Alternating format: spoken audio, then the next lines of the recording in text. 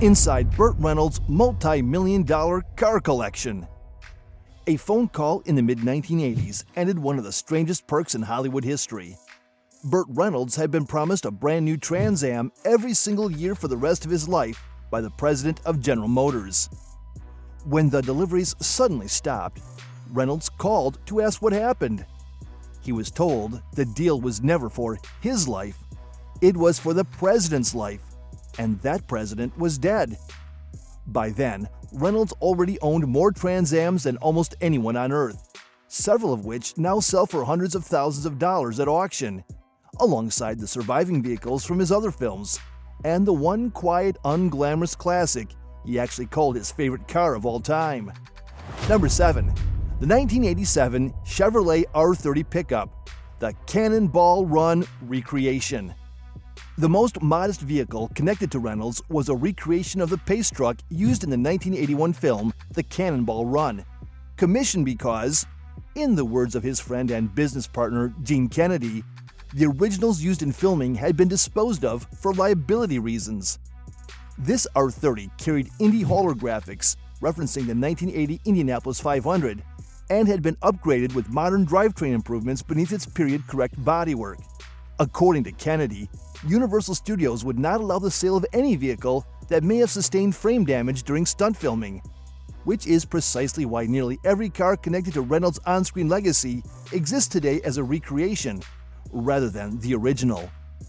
At Barrett Jackson's Las Vegas auction in 2018, shortly after Reynolds' death, the truck sold for $49,500. Number 6. The Custom Wedding Stagecoach. In the late 1980s, as Reynolds prepared to marry actress Lonnie Anderson, he commissioned an entirely custom 10-seat stagecoach built to his exact specifications, with 3 examples constructed in total.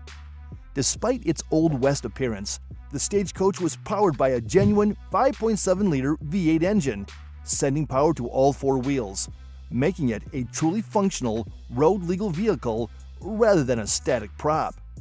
The contrast is striking. A man known internationally for screaming Pontiac muscle cars, commissioning a horse-drawn style carriage with real 4-wheel drive performance underneath, built for the most personal day of his life, rather than for any camera. It later went to auction, with bidding starting at $55,000. Number 5. The 1957 Ford Thunderbird, his actual favorite car. Despite being almost universally associated with Pontiac muscle cars throughout his career, Reynolds' personal favorite car of all time was reportedly a 1957 Ford Thunderbird, powered by a 5.1-liter V8. According to DMV registration records, he purchased it in 1979 through his own production company, Burt Reynolds Productions, from El Monte Motor Company in Hollywood, at the exact height of his Trans Am fame following the success of Smokey and the Bandit.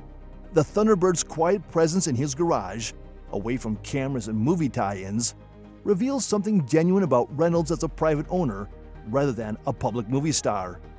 When nobody was watching, and no studio needed a screaming chicken on a hood for publicity, his taste ran toward a clean, classic American convertible from his own childhood era instead. Number 4. The free Trans Ams that arrived every year. After Smokey and the Bandit became a sensation in 1977, Reynolds claimed the film caused Pontiac Trans Am sales to spike by a staggering 700%. Grateful, the president of General Motors personally called Reynolds and told him he wanted him to have a Trans Am every year, for life. A brand new Trans Am began arriving at Reynolds' home annually. He gave the first one to his sister and the second to his stepbrother, and admitted he could not even remember who received the third. By the fourth, he finally decided to keep one for himself, and the free cars kept arriving for roughly 5 more years.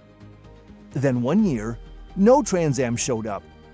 Reynolds explained to Car and Driver magazine that he wondered what had happened, whether there had been some kind of accident with shipping, or maybe the car had been stolen. So he made a call to check. The new president of General Motors informed him that the original promise had been made by the previous president, for that president's own lifetime, not Reynolds.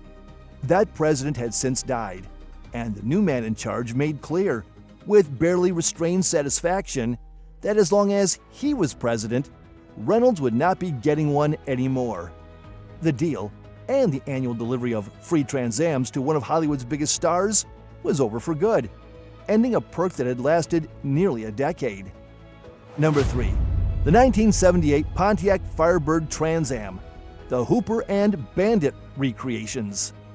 Two of the most direct movie-connected vehicles in Reynolds' collection were recreation Trans Ams built later in his life with Gene Kennedy's Bandit movie cars, a bright red Firebird formula matching the one from his 1978 film Hooper, in which Reynolds performed many of his own stunts and later recalled the experience of driving it during some of the film's wildest moments, and a black and gold duplicate of the Bandit car from Smokey and the Bandit, finished with a 400 cubic inch V8 under its hood, and built with Kennedy scrutinizing every detail of the original filming cars down to the CB antenna, the scanner, and the correct period tires. Both were sold at the same Barrett Jackson auction in Las Vegas in September 2018, weeks after Reynolds' death, with the Hooper car fetching $88,000 and the Bandit recreation becoming the headline sale of the night at $192,500, with Reynolds' own signature on the glove box included as part of the sale.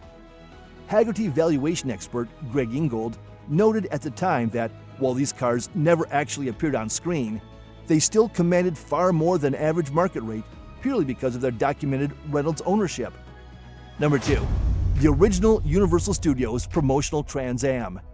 This is the car that started the entire mythology of Reynolds owning Bandit Trans Ams in real life. Gifted to him directly by Universal Studios as a thank you after Smokey and the Bandit became the second highest grossing film of 1977, behind only Star Wars, this Trans Am had been used by the studio to promote the movie before being personally handed to Reynolds, complete with a certificate from Universal and a plaque from General Motors documenting its history. The car had not been driven in nearly 30 years by the time of its sale, prompting its then owner to commission a complete restoration through the McLaughlin Museum, which retained the original drivetrain, including a 400 cubic inch Trans Am engine, a 3-speed turbo-hydromatic transmission, a removable T-top, custom trim, and the original AM and FM radio with an 8-track stereo player. When this exact car came to auction in December 2015, it sold for $550,000, with Reynolds himself appearing at the auction to meet the new owner, a price that reflected both its rare studio provenance and the simple, brutal fact behind nearly every car on this list. The 4 actual Trans Ams, driven on screen during filming, were destroyed by Universal immediately after production wrapped, due to potential frame damage from the film's stunt sequences.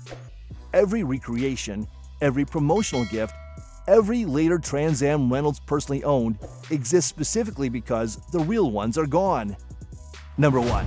The 1978 Pontiac Trans Am seized by U.S. Marshals. The single strangest and most valuable chapter in this entire story did not happen at a celebrity auction house at all. In October 2019, the U.S. Marshals Service announced the seizure of 149 classic, luxury, and performance vehicles taken from DC Solar, a now defunct mobile solar company whose founders, Jeff and Paulette Karpoff, were under federal investigation as part of an $800 million investment fraud scheme. Buried inside that seized fleet, alongside 1960s Ford Mustangs, 1990s Humvees, and a 1960 Austin Healey, was a 1978 Pontiac Trans Am that had once been personally owned by Burt Reynolds, gifted to him as a memento of the car he drove in Smokey and the Bandit. It had been driven less than 3,400 miles in its entire life, making it, in a strange way, more authentically untouched than almost any other Reynolds Trans Am that had spent decades on the road or the auction circuit.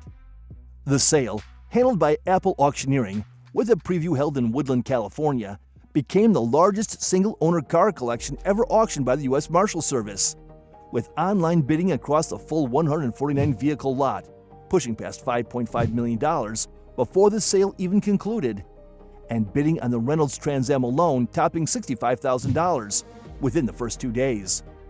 A car gifted to a Hollywood star as a thank you souvenir ended up seized by federal agents and sold to help pay back the victims of an entirely unrelated investment fraud scheme. A more bizarre final chapter than anything that happened in any of the films that made the car famous in the first place, and proof that even decades after Smokey and the Bandit left theaters, this particular Trans Am was still capable of generating headlines for reasons that had nothing to do with Hollywood at all.